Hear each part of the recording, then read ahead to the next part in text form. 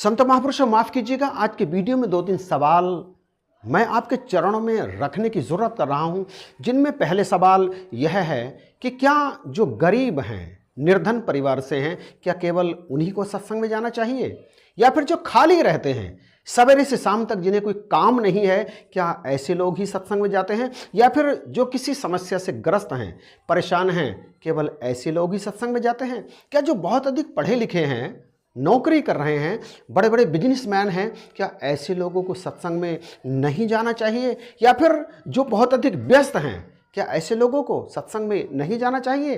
Request है, इन सवालों के जवाब मैं आपसे कमेंट बॉक्स में चाहता हूं। क्या सत्संग हकीकत में ही खाली लोगों का काम है? क्या काम वाले व्यक्तियों को सत्संग नहीं करना चाहिए?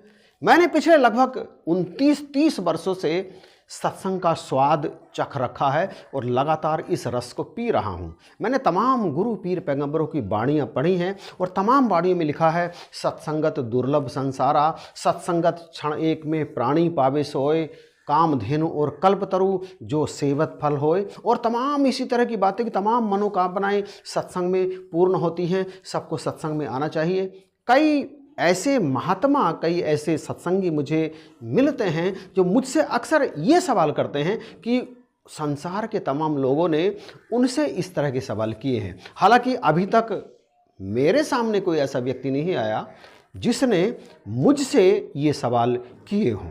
सीधे किसी ने मुझसे आमने सामने खड़े होकर या बैठकर इस तरह का सवाल आज तक नहीं किया। हाँ, ये जो आपका चैनल है ना, यही है सच।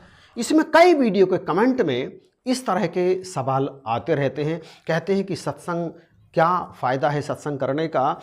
वर्षों तक सत्संग की है, उसके बाद भी कष्ट समाप्त नहीं होते, मनोकामनाएं पूर्ण नहीं होती, तो आखिर सत्संग करने का लाभ क्या है? तो मैं अपने अनुभव की बात बताऊं, और वो यह है कि सत्संगत में मोती हीरे मिलते हैं, पर धीरे धीरे। संत महापुरुषों, धैर्य रखना पड़ेगा, सतगुरु पर यकीन लाना ही होगा।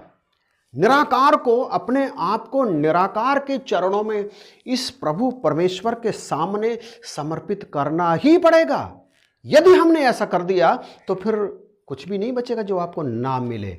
रोग दोष दूर होंगे, कष्ट मिटेंगे, गरीबी समाप्त हो जाएगी, सब सुख जीवन में आने आरंभ हो जाएंगे। क्योंकि सत्संग मान सरोवर है, सत्संग कामधेनु है, सत्संग तो कल्प वृक्ष है। यहाँ जो मांगा जाता है वो बिल्कुल पूर्ण हो जाता है, यकीन मानिए इस बात का। लेकिन धीरे धीरे, और वो धीरे धीरे इसलिए क्योंकि इस जन्म के और इस जन्म के पूर्व के जन्मों की जो कर्मों की कालिख, बल्कि ये कहूँ तो अधिक उचित होगा, जो हमारा प्रारब्ध है वो ऐसे ही नष्ट नहीं होता, वो ऐसे ही नहीं बदलता। उसके बदलने में हमारे इस जन्म में किए हुए तमाम पुण्य कर्म, जो कि सत्संग से ही प्राप्त होते हैं, सत्संग से ही प्राप्त होते हैं, इनसे वो प्रारब्ध के जो गलत काम हैं वो धीरे धीरे मिटते चले जाते हैं। और जैसे जैसे वो मिटते हैं, वैसे वैसे जीवन की दिशा और दशा दोनों बदलनी आरंभ हो जाती हैं। यकीन रखिएगा। और सीधा लाभ बताऊं, सीधा लाभ जो कुछ ही दिनों की सत्संग करने से आप स्पष्ट महसूस करेंगे, वह यह है कि जैसे ही आप सत्संग में आना आरंभ करते हैं अपने परिवार के साथ,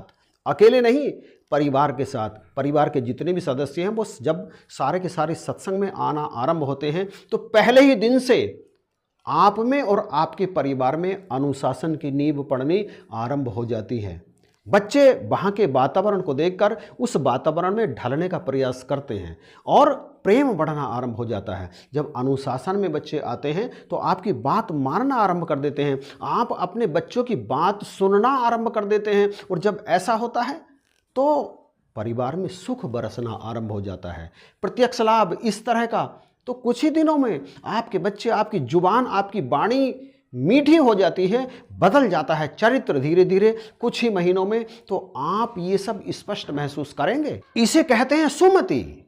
एक दूसरे की बातों का सम्मान करना, उन्हें समझना, समझने के बाद जीवन में उतारना, एक दूसरे को सलाह देना, एक दूसरे से सलाह लेना, एक दूसरे की बात का आदर करना, मीठे से बोलना, कर्कश आवाज़ मुख से ना निकले इस बात का ध्यान रखना, शब्द बड़े सोच समझ कर बोलना। ये तो प्रारंभ के कुछ दिनों से ही आना आरंभ हो जाता है। और जिस परिवार में ऐसा होना आरंभ हो जाता है, सुमति बननी आरंभ होती है, तो उस परिवार में संपत्तियां आनी आरंभ हो जाती हैं। तुलसीदास जी ने साफ कह दिया, जहां सुमति तहाँ संपत्ति नाना, जहाँ कुमति तहाँ विपत निधाना। जिस परिवार में प्रभु चर्चा नहीं होती, जिस परिवारों के सदस्य सत्संग में नहीं जाते, ऐसे बहुत कम परिवार हैं जो सुखी रहते हैं, समृद्ध रहते हैं, वरना बात बात पे झगड़े होते रहते हैं, एक दूसरे की बात बर्दाश्त नहीं करते, और दया नहीं रहती, वहाँ पे ममता नहीं रहती, करुणा नहीं रहती, प्रेम नहीं रहता, वहाँ निरंतर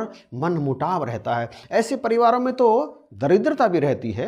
दरिद्रता केवल पैसे की दरिद्रता ही नहीं होती, दरिद्रता प्रेम का ना होना भी दरिद्रता ही कहलाती है। तो बख्शिश करो, कृपा करो, सत्संग में पहुँचने से लाभ ही लाभ होगा, परंतु एकदम नहीं। बिल्कुल इसी तरह से जैसे कोयले की टोकरी होती है।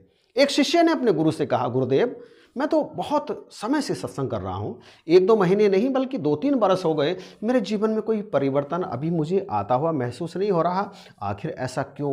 गुरुदेव मुस्कराए, उसे देखा और कहा, ये जो कोयले की टोकरी रखी है ना, इसे उठाओ और जाओ पास की नदी से इसमें जल भर करके लाओ। कोयले की टोकरी में पानी? शिष्य के अंदर ही अंदर ये वाक्य कौंधने लगा, मुख से कुछ भी नहीं निकला, और वो सोच रहा था कोयले की टोकरी में पानी कैसे आ जाएगा, इसमें तो तमाम छिद्र होते हैं। परंतु गुरुदेव का आदेश था, मानना जरूरी था, इसलिए उसने ना नुकर नहीं की, पास ही पड़ी हुई कोयले की टोकरी उठाई और नदी में पहुंच गया पानी भरने के लिए। उसने पानी में टोकरी को डुबोया और निकाला बाहर को, तो सारा का सारा पानी छन गया। अब 2-3 बार उसने फिर कोशिश की, टोकरी में पानी की एक भी बूंद नहीं टिकी। अब अगली बार उसने फिर से वो टोकरी पानी के अंदर डुबोई और इस बार बाहर निकाल ली, और निकाल कर वो तेजी के साथ टोकरी लेकर दौड़ा गुरुदेव की तरफ को। जब तक वहां पहुंचा, पानी सारे का सारा छन चुका था। गुरुदेव ने पूछा, ले आया पानी?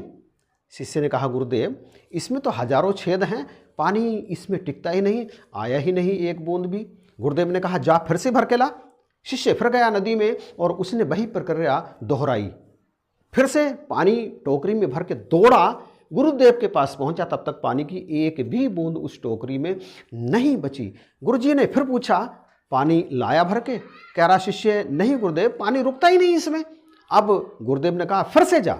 और इस तरह से 4-5 बार गुरुदेव ने उसे नदी में पानी लेने के लिए भेजा, उस टोकरी में भरने के लिए। लेकिन वो जैसे ही पानी भर के लाता, सारे का सारा पानी छन जाता, छिद्र से नीचे निकल जाता। अब कई बार ऐसा करने के बाद जब शिष्य एक बार वहां पहुंचा गुरुदेव के पास टोकरी लेके, खाली पानी तो उसमें था ही नहीं, जो भर के लाया था वो सारे का सारा छिद्रों से नीचे निकल गया।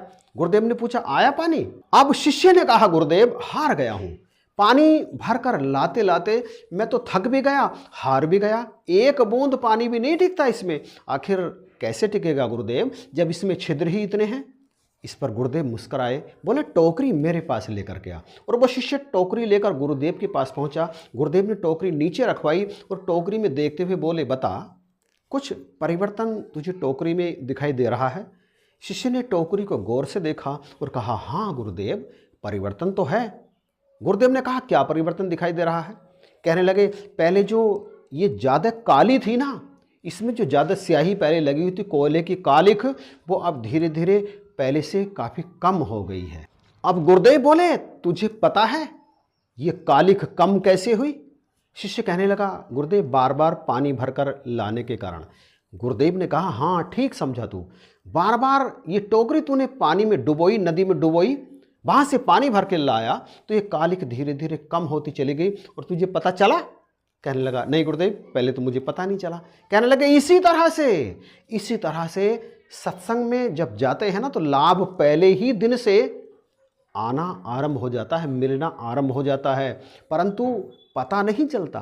पता तो तब चलता है जब अपने आप को देखा जाता है, बार बार डुबोया जाता है टोकरी को पानी में, तो कालिख समाप्त होती है, कम होती है और अंततः समाप्त हो जाती है। इसलिए अपने मन के अंदर की कालिक को, जो क्रोध है, लोभ है, लालच है और जो तमाम वैमनस्य की भावनाएं अंदर भरी पड़ी हैं, कचरा जो भरा पड़ा है, उसे धोने में, उसे निकालने में सक्षम केवल और केवल सत्संग है।